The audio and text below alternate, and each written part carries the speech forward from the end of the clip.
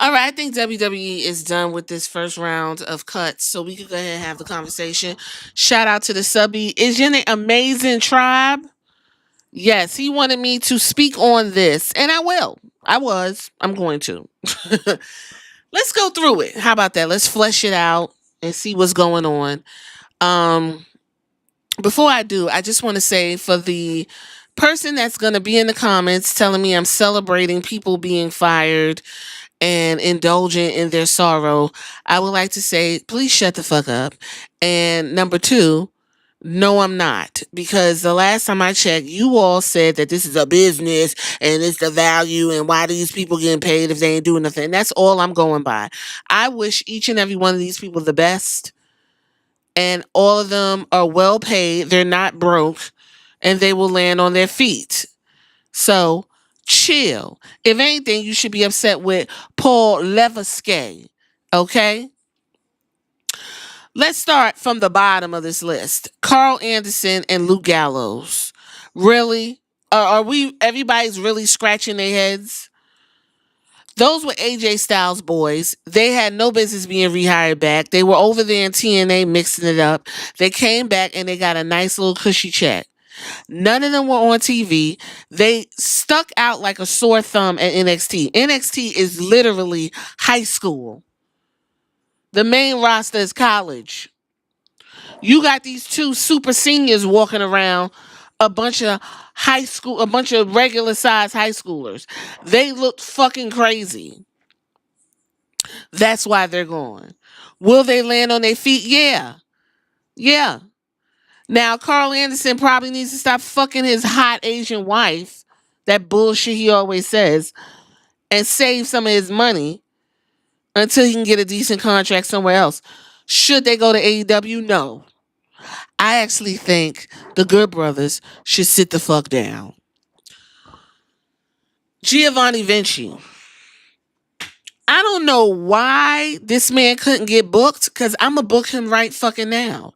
First of all, I would not have taken him away from sleek ass gazelle Ludwig Kaiser. You got two snobby European men. Put them motherfuckers in some Nike Techs, some shades, okay, in the back of a Ferrari or some other Porsche or some other high-end European car.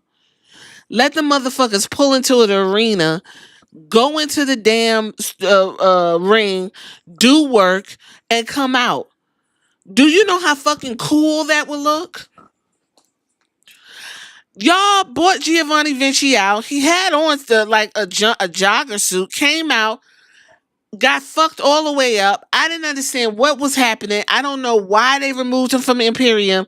It just, none of this shit made sense. Giovanni Vinci is a good looking white guy. He had the look of a snobby European. It would have been perfect if you'd have booked him the way I booked him just now. I don't understand. He had a lot of upside. And the guy can wrestle his ass off.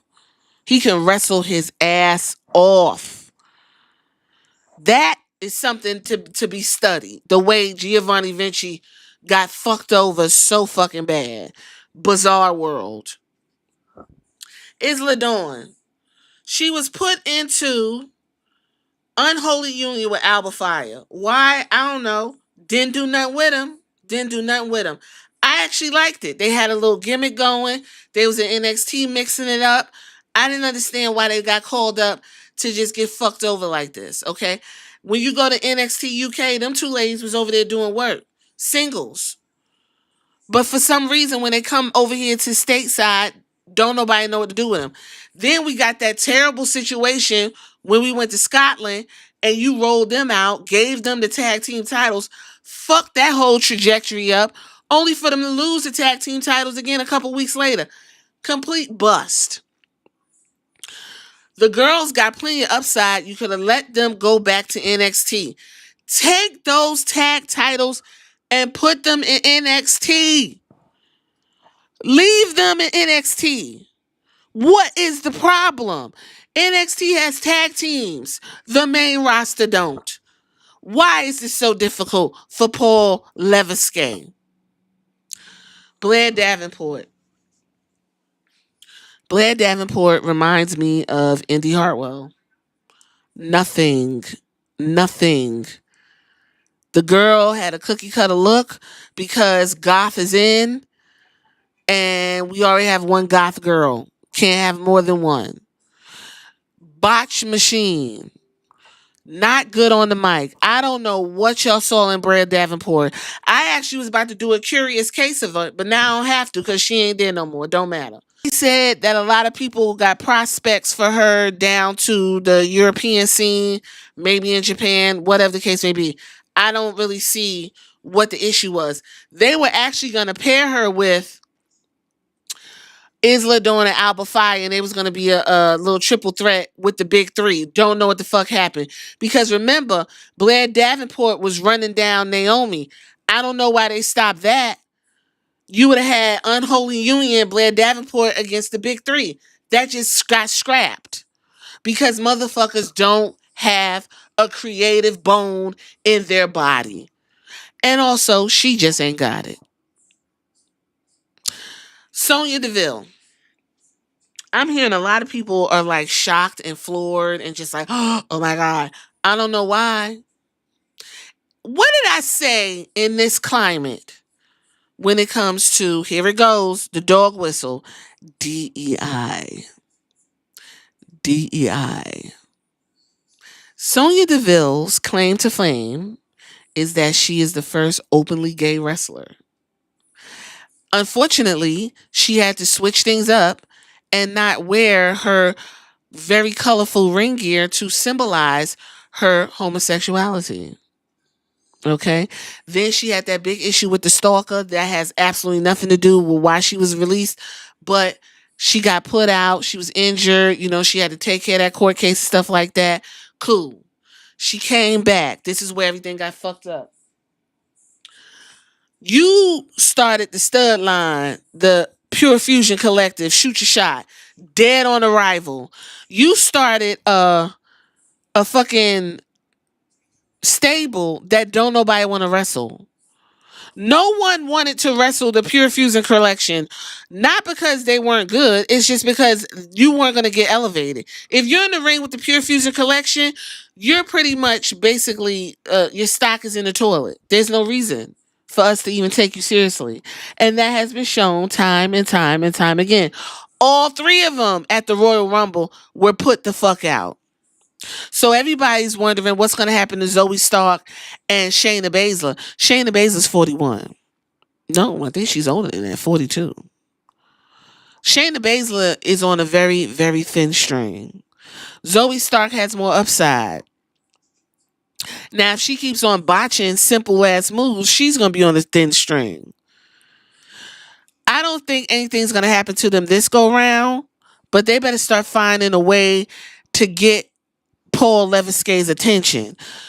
Put Zoe Stark on the Intercontinental Champion now. Okay?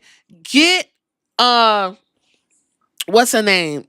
Shayna Baszler need to be running through somebody now. They do not need to be a tag team. Do not continue the Pure Fusion Collection experiment. It's done. Nobody wants to shoot their shot. Don't nobody want to fuck with the stud line. It's done. Give Shayna back her old gimmick of being a vampire. Let that bitch run around biting these girls and starting fights. I don't know. But I'm not really sure why everybody's just floored by Sonya Deville. What I don't want to happen to Sonya, please don't get over there with Mandy Rose, because I know y'all own a donut company and somehow you got your pussy bone broken open down to the OnlyFans. Please don't do it. Don't do it. Yes, Sonya Deville's a very sexy woman. She's a very good looking woman. I feel like she could find her place somewhere else. I would also say Sonya Deville would have been a very good GM in NXT. She was a GM on the main roster. Don't know why that fell through. Although she worked my fucking nerves with Naomi. That whole thing Vince McMahon was doing with Naomi and her was absolutely fucking ridiculous. That's enough. That right there, y'all could have fired her then. But I think she would have been a fantastic GM in NXT. I think she would have been. I think that was a failed opportunity that was right in front of them. And I could speculate the reason why is because Ava has to have a job because her daddy's The Rock. But that's a different conversation for a different day. Akam and Razor, I don't even know why they came back. Word on the street is they were stealing people's money. Word on the street is they had some ventures and shit going on outside of WWE, and some of the wrestlers were investing with them, and those wrestlers didn't get a return, so everybody was pissed off about it. Not really sure why they even got bought back. They got bought back with Paul Ellering, who also left, got fired, and moved on when AOP was called up under Vince McMahon. Paul Ellering was the manager to the Road Warriors, if I'm correct. Paul Ellering got a nice hefty check for a long time. He is legendary. I don't know if he's in the Hall of Fame. If not, go ahead and pull him in there. But what they had him doing was ridiculous. It was ridiculous. He was just an old motherfucker walking around with a bunch of misfits. Last one. Before I even get into it, the thing I do got to touch on, I almost forgot.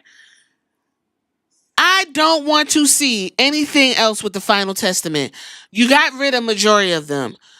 Karrion Kross and Scarlett Bordeaux. Scarlett need to fucking start wrestling. Because at this point, this bitch just getting a check. And y'all told me that you can't sit around getting a check. You got to pull your weight, and it's a business. They need to find this bitch something to do. Because I'd be feeling some kind of way if I was the girls and she not in that ring taking bumps. Even fucking old girl who's a part of the Alpha Babes takes bumps. Maxine Dupree. Karrion Kross. Get this motherfucker up out of there. Does Triple H want to fuck him or something? Why is this man still on TV?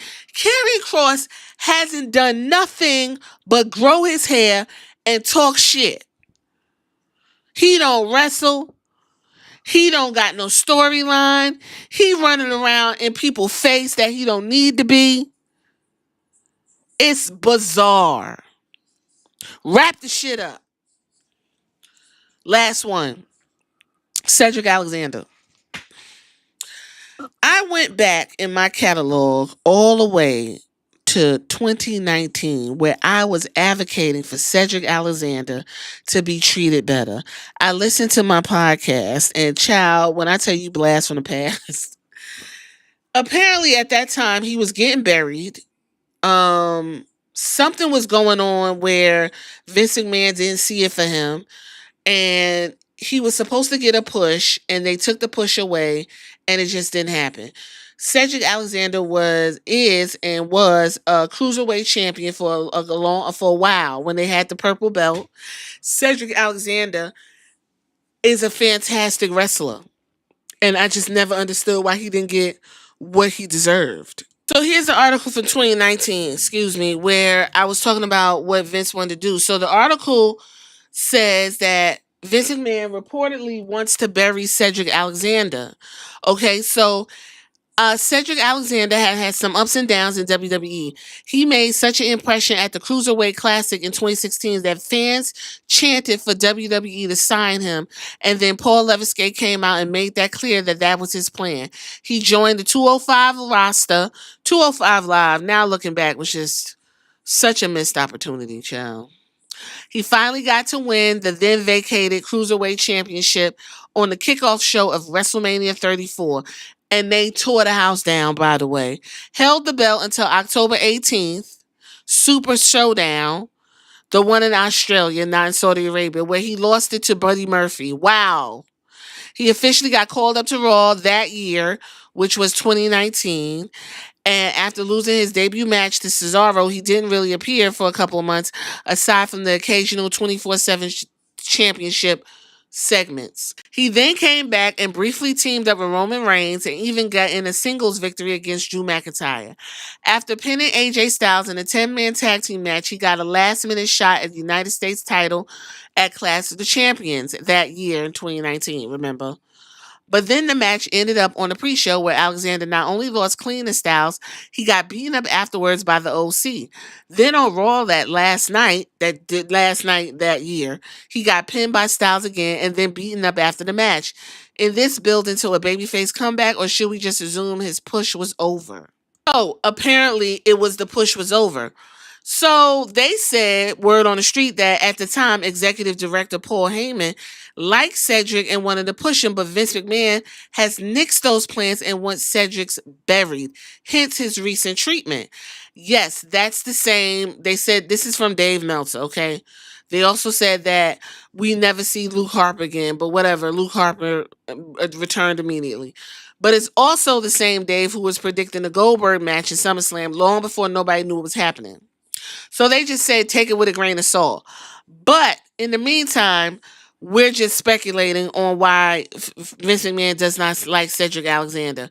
And I could speculate that maybe it's because he wasn't big and built like old boy who's now in the Hurt Syndicate, Bobby Lashley. Because Vince like him big, giant, and black, so he can name his dildo after him.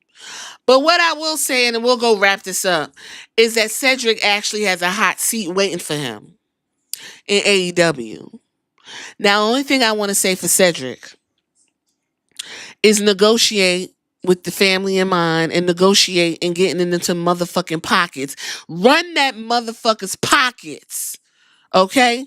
Go on over there, join the Hurt Syndicate, the old band's back together, and get you at least 4-5 million. I don't give a fuck if people say he ain't worth that. It ain't nobody business. Run Tony Khan's pockets like everybody else does. Cedric Alexander at one point was going to be in a tag team with Ashanti the Adonis, but now Ashanti is apparently embroiled in some type of, fucking sex hot storyline with some girls over there on NXT. I don't know. Cedric, he is a fantastic wrestler. You can go back and watch him give Candice LeRae a lumbar check out of this world because she almost flew out the damn ring. He was very good in 205 Live. Them guys used to give some good ass shows.